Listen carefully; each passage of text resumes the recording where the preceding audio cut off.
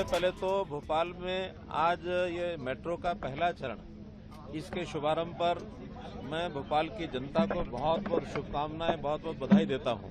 साथ ही हमारे मुख्यमंत्री डॉक्टर मोहन यादव जी, इनका पूरा मंत्रिमंडल, हमारे मेट्रो विभाग के जितने भी यहाँ अधिकारी, कर्मचारी, उनके इंजीनियर्स और जो भी वहाँ इस यात्रा में आज इस मेट्रो में यात्रा कर रहे हैं हमारे साथ, चाहे मीडिया के बंधु बाकी सब हैं, मैं सबको बहुत बहुत बधाई और शुभकामना देता हूँ कि हमारे मेट्रो के इस बढ़ते हुए काफिले में आज 26वां शहर भोपाल ये जुड़ गया है। कुल 3 और शहर ऐसे बहुत जल्दी जुड़ने वाले हैं।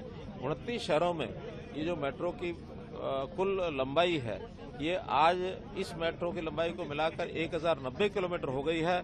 और मुझे इस बात को बताते हुए खुशी हो रही है कि दुनिया में भी हम कम्पीट कर रहे हैं। हमारा आज के दिन अमेरिका के साथ कंपटीशन है।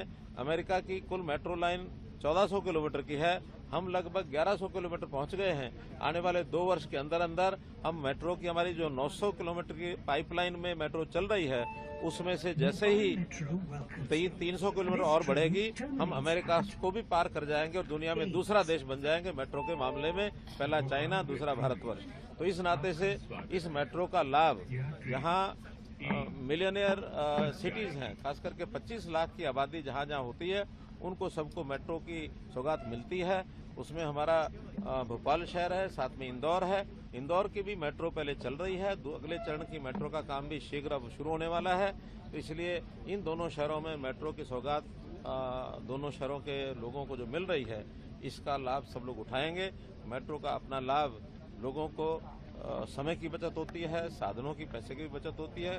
विशेष तौर पर पर्यावरण में लाभ मिलता है, प्रदूषण खत्म होता है। तो मेट्रो का बहुत बड़ा लाभ ये लोगों को होता है। इसके लिए पुनः भोपाल की जनता को बधाई।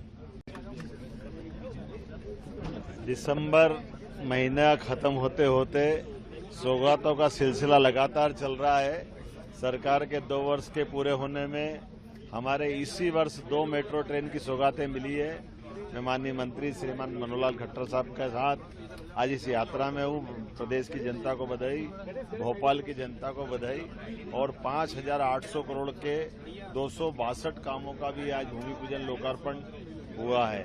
इस अवसर पर एक खास बात, सीमस सहित ऐसे कई हमारे पुराने उलझे हुए मसलों को भी माननीय खट्टर साहब ने समाधान के लिए प्रेरित किया है। मैं उनका आभार मानता हूँ। और सच में जो ऐसे यात्री जिनको खासकर सरलता से आवागमन के लिए आवश्यकता पड़ती है, ऐसे में मेट्रो से उनकी बहुत बड़ी कमी पूरी होगी।